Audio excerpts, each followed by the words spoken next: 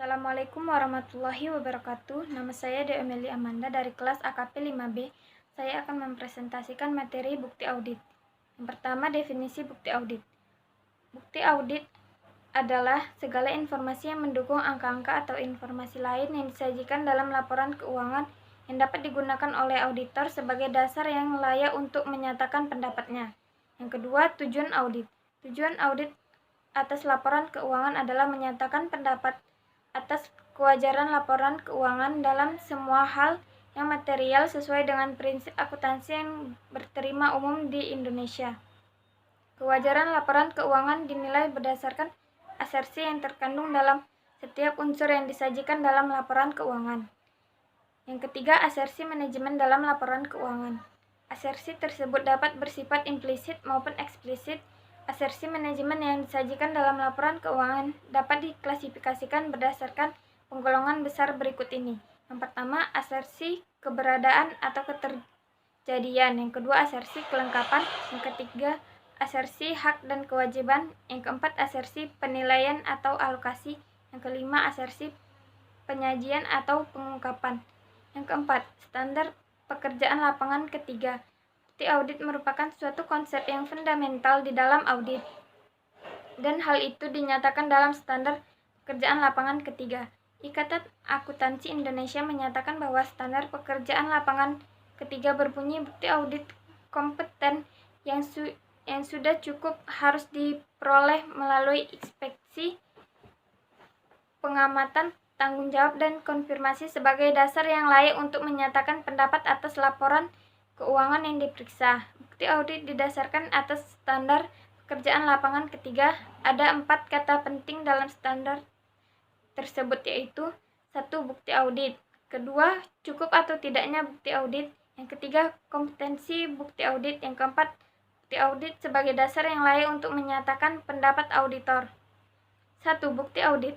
Bukti audit adalah segala informasi yang mendukung angka-angka atau informasi lain yang disajikan dalam laporan keuangan yang dapat digunakan oleh auditor sebagai dasar yang layak untuk menyatakan pendapatnya. Yang kedua, cukup atau tidaknya bukti audit. Cukup atau tidaknya bukti audit berkaitan dengan kuantitas bukti yang harus dikumpulkan oleh auditor. Ada beberapa faktor yang mempengaruhi pertimbangan auditor dalam menentukan cukup atau tidaknya audit. Yang pertama, materialitas dan resiko. Yang kedua, faktor ekonomi. Yang ketiga, ukuran dan karakteristik populasi. Kompetensi bukti audit. Kompetensi bukti audit berhubungan dengan kualitas dan keandalan data akuntansi dan informasi penguat. Bukti-bukti lain yang dibuat dalam organisasi klien. Kompetensi informasi penguat dipengaruhi oleh beberapa faktor. Yang pertama, relevansi, yaitu bukti audit harus berkaitan dengan tujuan audit. Yang kedua, sumber, yaitu bukti audit berasal dari sumber di luar organisasi klien, pada umumnya merupakan bukti yang tingkat kompetensinya dianggap tinggi. Yang ketiga, ketepatan waktu, yaitu berkaitan dengan tanggal berlakunya bukti yang diperoleh oleh auditor. Yang keempat, objektivitas, yaitu bukti objektif umumnya lebih andal dibandingkan dengan bukti yang bersifat subjektif. Yang keempat, bukti audit sebagai dasar yang layak untuk menyatakan pendapat auditor. Ada 4, yaitu pertimbangan profesional. Yang kedua, integritas manajemen. Yang ketiga, kepemilikan publik versus terbatas. Yang keempat, kondisi keuangan. Jenis-jenis bahan baku audit.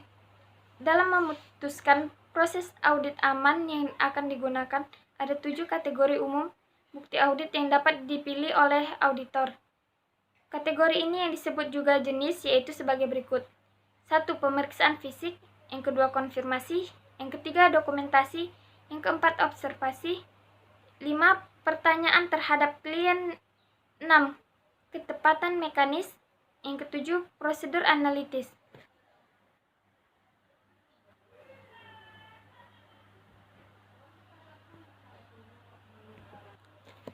Satu, pemeriksaan fisik. Pemeriksaan fisik adalah pemeriksaan atau perhitungan dihubungkan dengan persediaan dan kas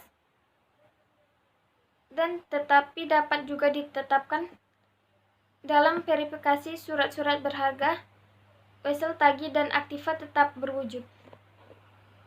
Yang kedua, konfirmasi adalah penerimaan jawaban tertulis dari pihak ketiga yang independen yang menguji ketepatan informasi yang diminta auditor.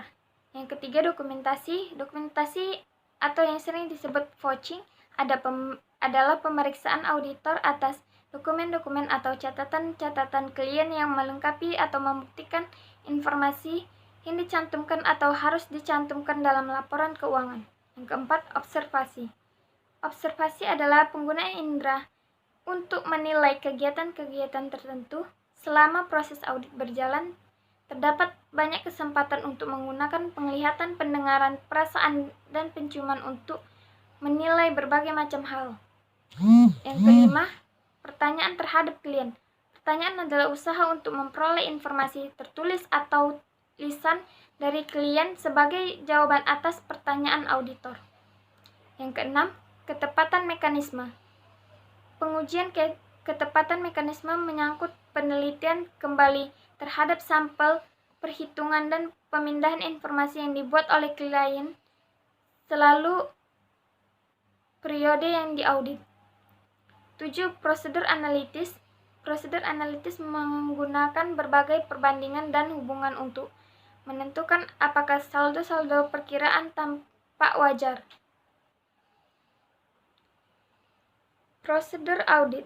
Berikut adalah beberapa klasifikasi umum prosedur audit. Yang pertama, pengujian klasifikasi. Prosedur audit digunakan untuk memutuskan apakah transaksi diklasifikasikan dengan benar dalam laporan akuntansi. Misalnya, catatan pembelian untuk aset tetap dapat ditinjau oleh apakah mereka diklasifikasikan dengan benar dalam akun aset tetap yang tepat.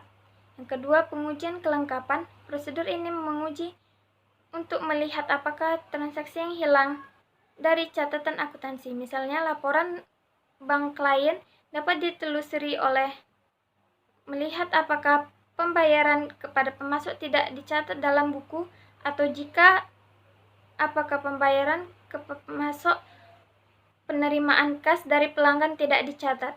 Yang ketiga, tes cut-off. Tes cut-off yaitu prosedur audit digunakan untuk menentukan apakah transaksi telah dicatat dalam periode pelaporan yang benar. Misalnya, catatan pengiriman dapat ditinjau untuk melihat apakah pengiriman ke pelanggan pada hari terakhir bulan itu dicatat dalam periode yang benar. Yang keempat, pengujian kejadian. Prosedur audit ini dapat digunakan untuk menentukan apakah transaksi yang klien klaim benar-benar terjadi. Yang kelima, pengujian eksistensi. Prosedur audit digunakan untuk menentukan apakah benar aset yang tercatat benar-benar, misalnya audit dapat mengawasi inventaris yang diambil untuk melihat apakah inventaris yang tercantum dalam catatan akuntansi benar-benar ada. Yang keenam, pengujian hak dan kewajiban. Prosedur ini dapat digunakan untuk melihat apakah klien benar-benar memiliki semua asetnya.